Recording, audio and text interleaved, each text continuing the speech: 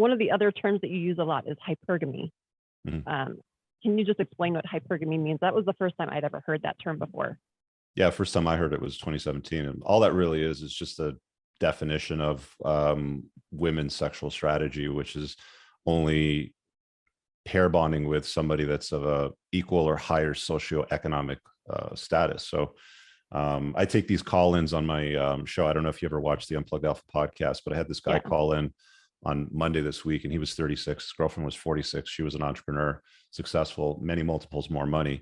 And one of the conversation pieces that came up was she wanted him to start his own business so he could make more money, because he was only making $200,000 a year. She made several multiples higher. What he didn't see is that she's not happy with that. He doesn't understand that women are hypergamous, and for her to be happy, for her to wake up in the morning and look at the guy and be like, yeah, this is the best that I can do. Because that's all that hypergamy is. You want to wake up, you want to look at your boyfriend, you want to get a text from him and read it and think to yourself, yeah, this guy's like the man. Yeah. Right. As soon as you look at that guy and you're like, he's not anymore, then that's when women tend to wander. So there's a lot of guys that obsess with hypergamy and women will never be loyal to you and blah, blah, blah sort of thing because of it. But it's a loser's mindset, and they generally take the wrong approach. I mean, if you recognize that women want to be with the best version of a male that they can possibly get, why not be that guy?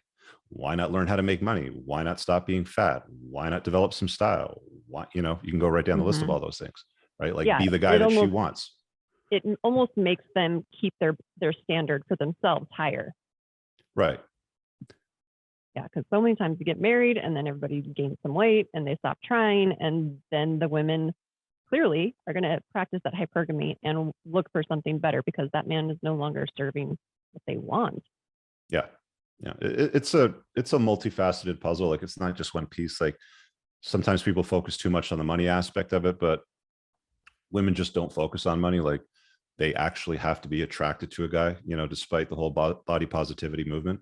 There's a reason why there's no chubby chaser dating sites for women looking for fat guys. They don't exist.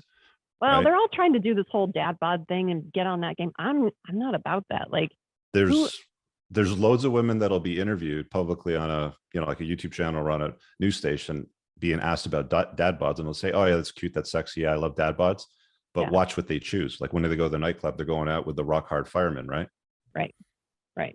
But are they marrying the fireman? Sometimes they're dating the dad bod guy and marrying him because he's got the money. So that's the alpha seed beta need equation of women's dating strategy, right? It's dualistic because of their cycles. Yeah. So interesting. All this shit just fascinates me. And I got into this because I wanted to understand men better and figure out how to support them. Like, obviously this is this takes men and women to figure out and actually work together on. It does, but I mean, like, it really needs the man to lead the equation. Like, if the guy's not unplugged, like if he's a blue pill beta sort of thing, you guys can want to work on it as much as you can, but what ends up happening is you end up working on him, and then you find out that it doesn't go anywhere and he's not getting to the point where you want him to, and then you get bored and you kind of move on from it, sort of thing.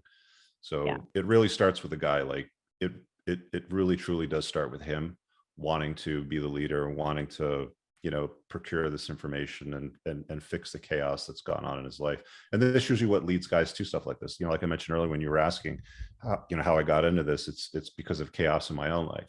And it's usually that sequence of bad decisions, the chaos, whether it's girl cheats on you, divorce, it usually ties around with women. Then that's when you go looking for the information. And then you're like, okay, now it's time for me to take responsibility for all this stuff. Let's build back better, as our friend Mr. Biden would say. Only you're not building back a better beta. You're actually ending that beta version of yourself, and you're unplugging from all the bullshit, and then you become the unplugged alpha. Yeah. And I encourage women to do that. So I host retreats for women to do the same thing, to kind of find their femininity again. What do you teach them? So we do the retreats, and we come in and we do boudoir pictures. Like, women forget to dress up, to feel sexy, like not just for their man, but for themselves, because when they feel sexy, then they actually want to have sex. And like, it just, it catapults into so many different areas of their lives. Then they realize, okay, now I'm worth it. I need to start working out. I need to, do stuff with my kids. And just the transformations that I've seen with these women based off of a weekend. It's pretty cool. But So I mean, there's like a you lot of start them. immediately with the optics of femininity and beauty by putting them in scantily clad clothing and taking photographs. Yeah. That's probably the right place to start, to be honest with you. Yeah. And we're taught that that's not okay, which I think is bullshit. Like, Yeah. we no longer feel sexy. Okay, well then we're only wearing our sweats around. And do you know where that comes from? No. Toxic feminism. It tells women to never do anything for the express pleasure of men. Don't look beautiful. Yeah, don't dress beautiful. Don't put on makeup. Don't do dinner. Don't do the dishes. Make sure he does half of everything. Blah blah blah. So that entire societal narrative comes from women's belief that they should never really do anything for the pleasure of men. But the truth of the matter is, women don't fall in love with guys when they're doing things for them. They fall in love with guys when women are doing things for the guy. Yes. That's when you lose yourself in yourself, sort of thing. It's like, oh my God, I can't believe I'm doing all these things for this guy. I've never done that before for anybody else.